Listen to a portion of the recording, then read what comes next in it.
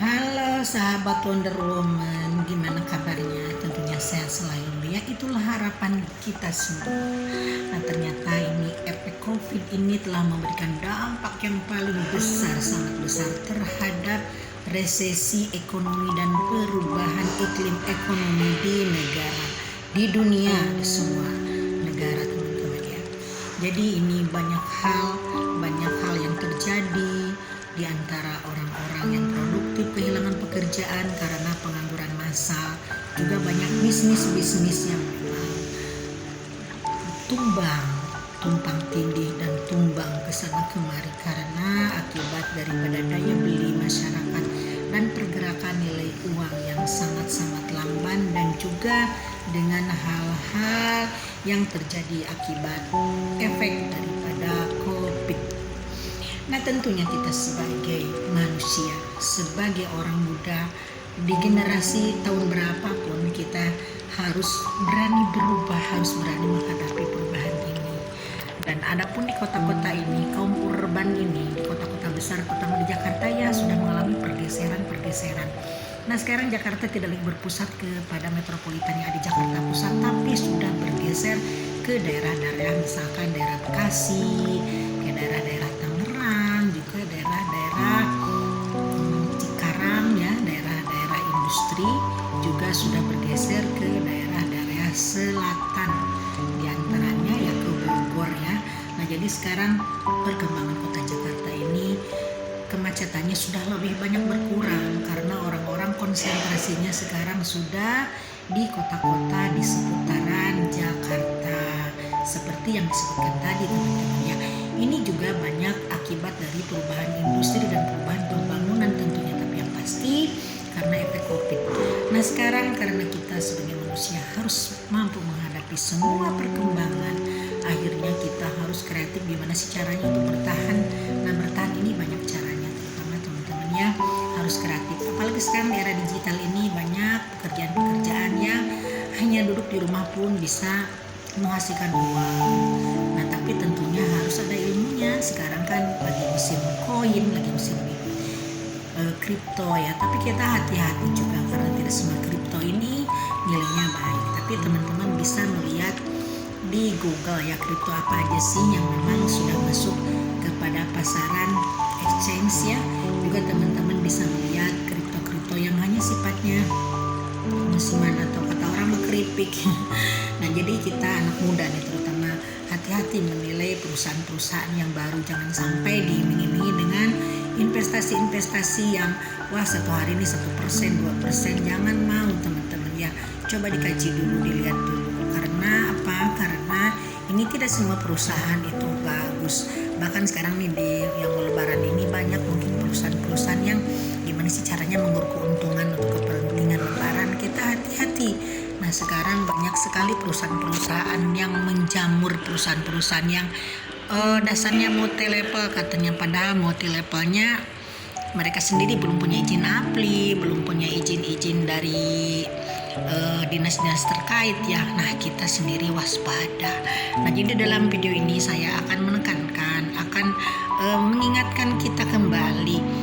Ini sekarang ke saat lebaran 2 bulan lagi ya. Jadi ini banyak orang sekarang berbagai cara ditempuh untuk menarik uang. Nah terutama banyak yang iming-iming, misalkan nih dengan menaruh uang 50 juta, 20 juta, 10 juta, keuntungannya tiap hari.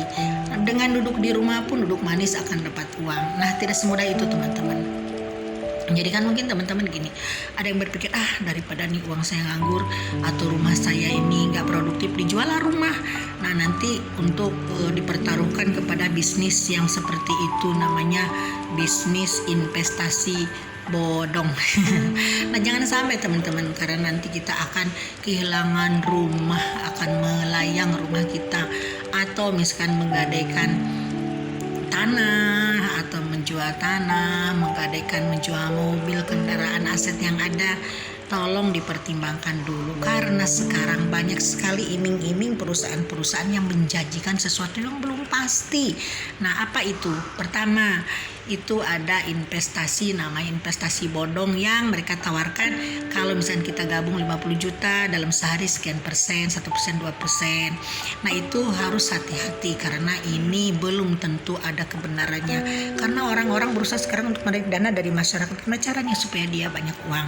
Lalu keduanya juga banyak MLM multi level baru yang menawarkan, menjanjikan hal-hal yang menggiurkan. Misalkan judulnya ada yang produknya bagus, ini sistemnya bagus. Hati-hati teman-teman ya, karena ini namanya multi level ini harus didukung juga dengan izin dari APLI dan harus diizinkan juga sama OJK.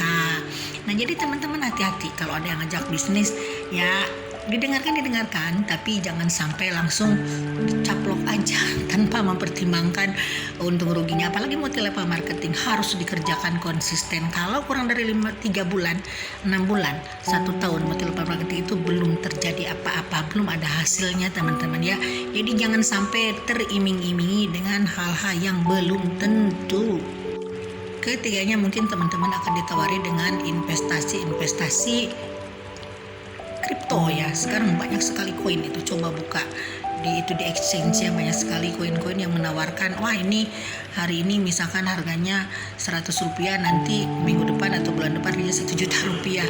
Jangan percaya teman-teman ya, dikaji dulu, dilihat dulu apa itu koinnya valid apa enggak, apa kelasnya koinnya itu sudah ada di exchange atau enggak. Nah jadi kita harus hati-hati ya, banyak sekali orang-orang menawarkan seperti itu. Keempatnya mungkin ada orang yang menawarkan, yuk sekarang bisnis, misalkan kamu tanam modal deh di aku, misalkan dari gadean mobil, gadean motor, atau misalkan dari usaha grosiran atau usaha apapun yang sudah mereka jalankan. Nah teman-teman jangan terlalu percaya dengan bagi hasil, karena saya pun terjebak ke dalam bagi hasil itu. Akhirnya modal saya nol, akhirnya modal saya habis sama sekali, sampai sekarang tidak ada yang balik 1 rupiah pun. Nah jadi banyak sekali iming-iming sekarang di saat mau lebaran, orang-orang yang mengiming-imingi kita untuk menghasilkan uang instan, karena kelemahan kita memang sekarang sedang butuh uang. Lalu kelima, mungkin ada orang yang mengiming-imingi, yuk ini ada pekerjaan nih bagus nih, syaratnya harus ada uang, misalkan 5 juta, 10 juta, 20 juta. Itu teman-teman jangan percaya dulu sebelum lihat kantornya, sebelum ketemu pimpinannya, karena itu kemungkinan bohong besar. Karena kebanyakan orang-orang sekarang ini hanya mengambil keuntungan yang instan dari orang-orang yang lengah. Maka dari itu teman-teman, yuk kita sekarang mulai hati-hati terhadap orang-orang yang hanya mengambil keuntungan pribadi untuk kepentingannya sendiri. Nah apalagi sekarang ya, di antara anak-anak remaja nih, di antara yang baru sekolah nih, fresh graduate, rata-rata ingin segera bekerja sampai minta uang ke orang tuanya, nih ma apa nih butuh uang sekian puluh juta supaya ini aku jadi PNS, atau supaya orang juga ya, supaya aku dimasukin perusahaan besar. Itu kenyataannya bohong besar, karena sekarang tidak ada karyawan yang direkrut sama orang-orang yang di luar daripada internet atau media sosial ya, karena sekarang semuanya lewat internet untuk semua pelamaran di semua kementerian ya. Nah ini keluarga aku juga kena penipuan kurang lebih 100 juta dari anak saya yang janjinya mau jadi PNS. Makanya teman-teman hati-hati, jangan sampai kalau ada orang menawarkan seperti itu ditolak saja. Nah karena kita semuanya akan merugi kalau kita tidak waspada. Oke teman-teman, sekian dulu, mudah-mudahan kita waspada selalu, jangan sampai kita terlalu percaya kepada orang baru yang menawarkan hal-hal yang belum jelas.